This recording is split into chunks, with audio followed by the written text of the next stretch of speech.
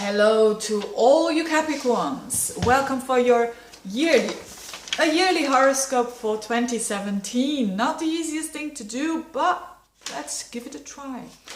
2017 in general seems to be easier than 2016. Of course, don't ever forget that these are general horoscopes and these are general flavors. So take this with a bit of salt, with all the yearly horoscopes that you are about to hear.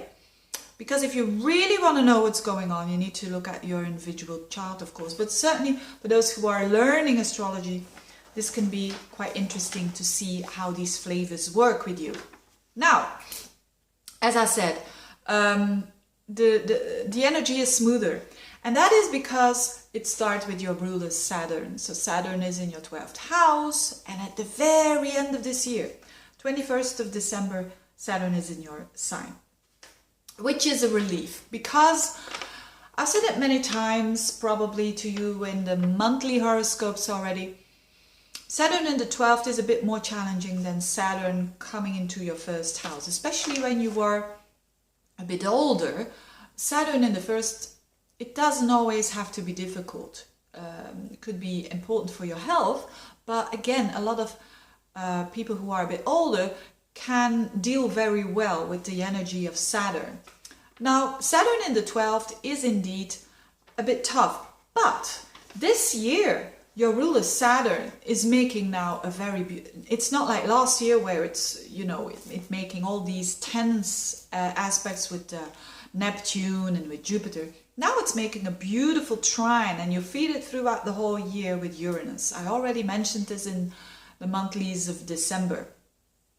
And Saturn, your ruler, there in the 12th house, still this year it will do its work. So you're still, all you Capricorns, you're still cleaning up. You're still cleaning up a lot of patterns and attitudes that are no longer suiting you, out with them. So you're still doing that, but now it's less tough because you've got Uranus in a trine to it, which means that there is more stability between the old and the new. There is more stability between boundaries and between freedom.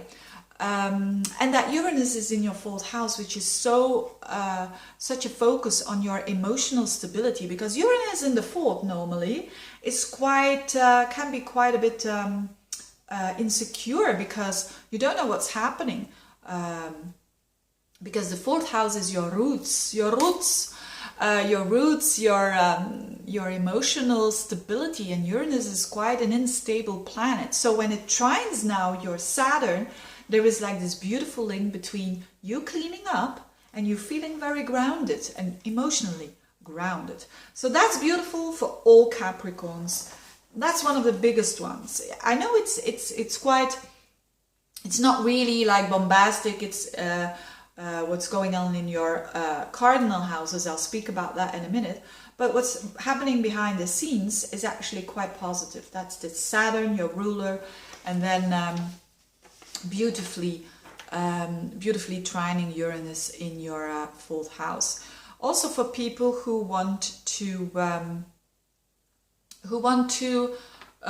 really get in terms with their past, that as well. You kind of, the forgiveness is bigger there. So that's not bad at all, is it? What else? Now, the things that are happening on at the surface, so to speak, is still, of course, Pluto in your sign. I mean, Capricorns who've got planets between 16 and 19 degrees of Capricorn will feel it the most. You've got Pluto there. So still, this is an ongoing process. But now stimulated even more in this year, not with Uranus, but with Jupiter. And so Jupiter is squaring up to Pluto end of March and in August. And this is actually showing, because Jupiter is in your highest position of your chart, which is your work or your destiny, it shows that there is profound growth for your Capricorn. So for those of you who want to expand, who want to have a promotion, who want to have a new job that is more meaningful, that is more suiting to them, it's on. Especially, as I said, in March, August time. There is a possibility for deep growth, but also big growth.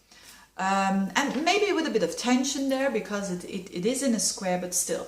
That same Jupiter in your 10th is going to oppose that Uranus in your 4th. So there is like, at home and at work, there is like more vitality going on, so to speak. So don't run away from the vitality. If it's a bit rougher than normal, and if it's not comfy, try to embrace that. That's basically the best way to use this energy, because all these energies are happening in cardinal, in big important houses, which is Pluto, which is you. You're going through a transformation. You're doing things that you were scared of. You're doing them anyway. Again, especially around those times in March and August. And that's good. That's good, because you're going to benefit not only you, but also your family, and also work, when it is considered work. At the 11th of October, Jupiter goes into Scorpio, your 11th house, trining Neptune in your 3rd. This is nice socially. So October, November, December are really social months. Not that the other months are less social. It's just, you know, there's a bit of more emphasis there. When you want to meet a loved one, it could be through friends, could be through internet, connected with each other. The 11th and the 3rd are really internet connecting houses, or the environment. If it's not the internet, or friends. So a lot of compassion and nice emotional energy going on there, which is good. There is a Mercury retrograde. There are 4 of them. I'm only going to mention the one that is important for you, which is in January at the beginning. It happened already in December, but it goes on in January of this year. It's in your sign, in Capricorn. I talked about that in the monthly horoscopes for December, but still there is something about you Capricorns that you're speaking your truth a bit louder there. But speaking your truth in a way that is very honest, that is very clear, and without any, keeping of the appearances there. And that could result to some changes on a relationship level. It could result to some shifts there. Not necessarily bad ones, hopefully not for you, but, where you're being very true to yourself. I mean, the rest needs to follow. And the eclipses are not that important for you. There are mainly happening in Leo and Aquarius, which are the houses of worth. So the houses of value, the houses of worth. There could be some drastic changes there. So maybe in your money, or maybe in your money situation, or maybe when it comes to value. So on a deeper level, it's about you, how you value yourself, being confident. And Capricorns getting more confident as they grow older, they're getting better.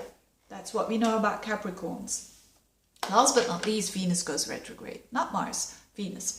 And that again happens in your 4th house. So there's quite an emphasis on the root chakra, you could say, the deepest part of your chart, which is your emotional stability house, so to speak.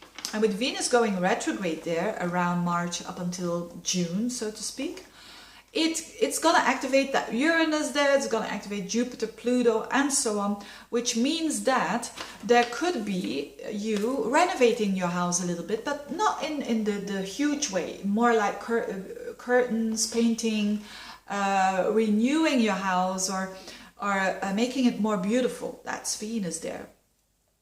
Or it could mean that you have some parties there at home, could mean as well around that time.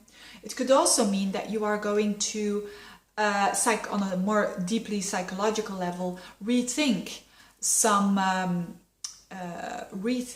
about where you're coming from, or someone, a loved family member that's coming back to you and staying with you, could be the case as well. Whatever it is, it could also mean that you are trying to sell your home, for instance. So with that retrograde, I'll get back to that when I do the monthlies. It could be like, first you think you're going to do this, and then you think, I'm going to do it differently. So take it slowly around that time when you're about to buy or sell. But again, later, when it comes to that period in March, we'll be talking about that. But it could mean a move. It could mean a move are moving towards an area where you already lived earlier when you were younger. Go back to your roots could mean that as well. So that was it for you Capricorns. All in all, when it comes to work, expansion. Certainly possible expansion when it comes to work, and it can be quick expansion because of things that you did last year. When it comes to relationship, when it's not about manipulation and control, fantastic. When it is about that, not so fantastic. And certainly the end of the year, more opening up of your social circle, so to speak.